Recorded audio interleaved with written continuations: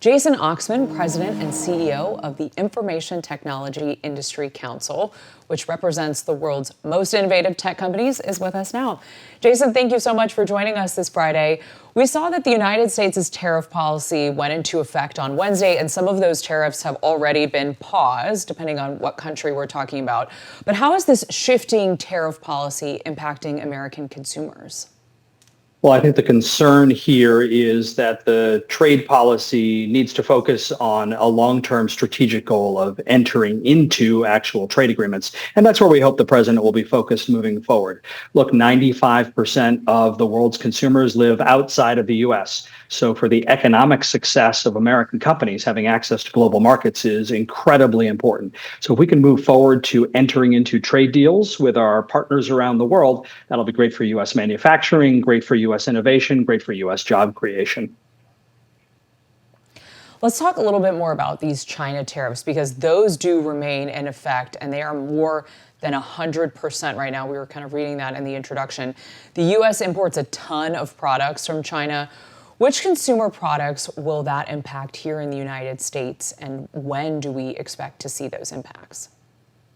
Well, I'm optimistic that we can move in a good direction with the U.S.-China trading relationship. It is a very complicated relationship. There are a lot of challenges with the way that China does business. And President Trump, during his first term, entered into a trade agreement with China. We're hoping we can build on that. As you noted, there's a lot of business that happens in China, a lot of exports of U.S. goods to China, a lot of imports of Chinese goods in the United States. It's a very important multi-hundred billion dollar bilateral relationship. And I do think it's very important, since nobody wins in a trade war, for us to find a way to move forward. And again, we have a path to that. And that path is what President Trump did with President Xi just a few short years ago, and that is enter into a trade agreement between the U.S. and China. That's where I hope we'll move, and I think that'll be beneficial to U.S. economic opportunity around the world, not just for manufacturing opportunities, but also the opportunity to reach massive markets internationally as well.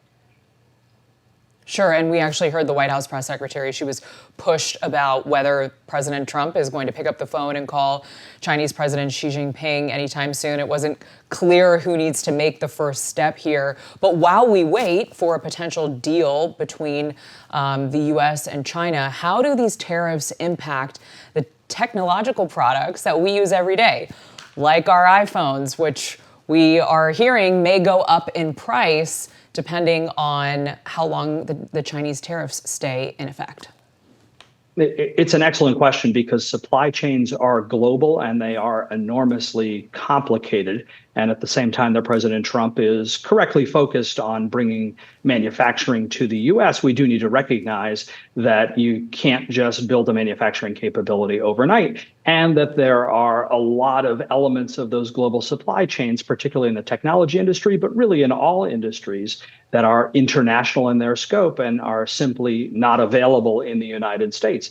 And that fact means that we do need to be prudential in making sure that we consider those global supply chains when making trade decisions. That's why trade agreements among nations between the U.S. and other nations are so important, to make sure those global supply chains are not interrupted and U.S. consumers can continue to enjoy the products that they know and love.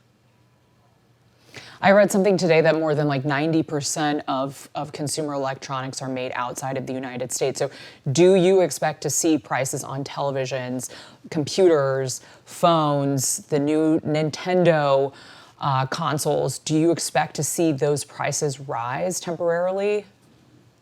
Well, certainly companies are going to have to make decisions on their pricing based on the input costs of those units.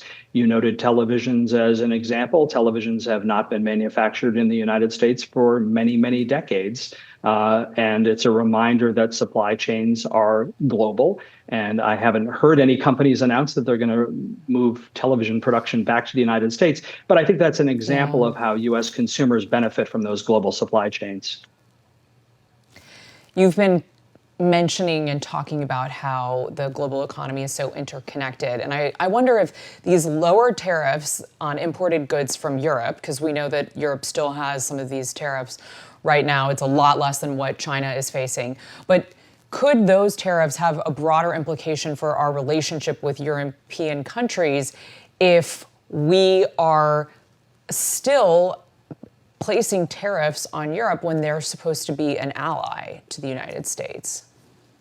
Yeah, I think that's a good example of how the hope that we have certainly is that we'll move forward and rely not on tariffs, but on trade agreements for negotiations. The European Union is a great example. We have a great bilateral relationship. The transatlantic business relationship is particularly important. It's a multi-trillion-dollar economic relationship between the US and Europe. Europe buys a lot of stuff from the US, and that's important that we move forward. And as you noted, it raises questions in the minds of international partners when the United States appears to be entering into a tariff-focused trade policy. Tariffs are a tool and in some cases can be useful, but they're no replacement for trade agreements. So the ideal scenario, as you noted, is we get back to negotiating trade deals with our partners so that the EU and other international partners around the world see the United States as an ally in economic relations,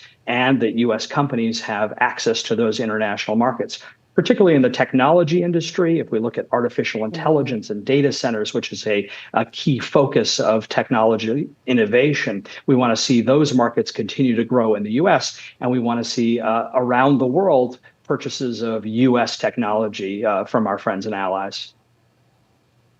Are you concerned that these tariffs could stifle US innovation, and how can the administration avoid that?